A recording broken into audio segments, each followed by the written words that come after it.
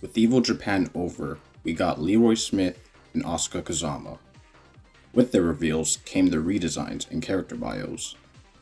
If you've been with this channel, you'll know that I've constantly predicted that Leroy's face and presence was prominent in this New York Manhattan stage due to what his Tekken 7 story sets up without any visual context.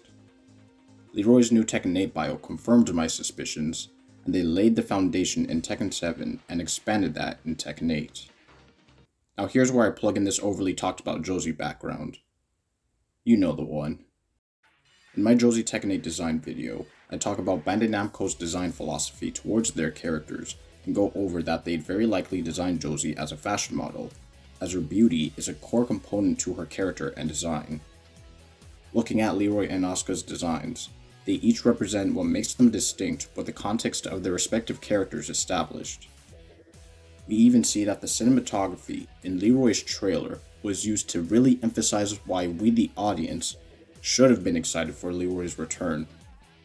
On the topic of context, I've never really gone over this particular section of this Josie billboard.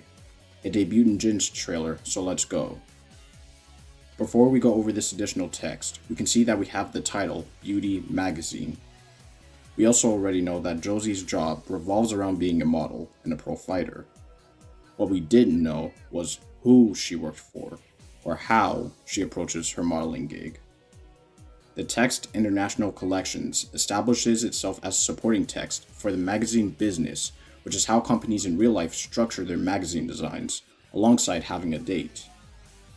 Josie working and living in the Philippines, and the Philippines itself being a nation, supports the idea that Josie would be the mascot for representing the international demographic, if we tie that back to her established occupation.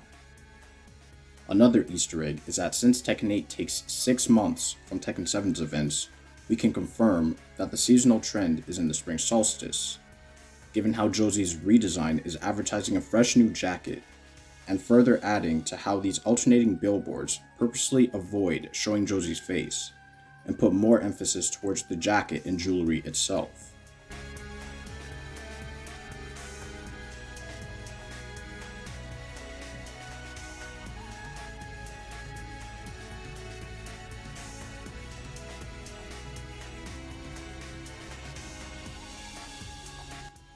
Josie's debut design represents a ton of emphasis towards her beauty, and wearing the most jewelry out of all the female characters in Tekken 7.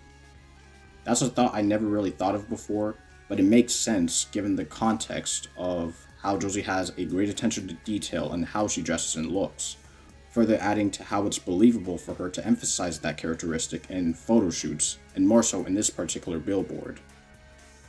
Ultimately, what I find cool is how characters teased on this stage are likely to be cinematically emphasized to capitalize on the fandom's awareness, excluding Anna fans thinking that this international billboard or this Iwa Kowalska beauty makeup panel are in any way tied to her character. Share your thoughts on the Leroy trailer or Asuka trailer. Which one did you like between the two, if any at all? Thanks for watching, and we'll be eating soon, Josie fans.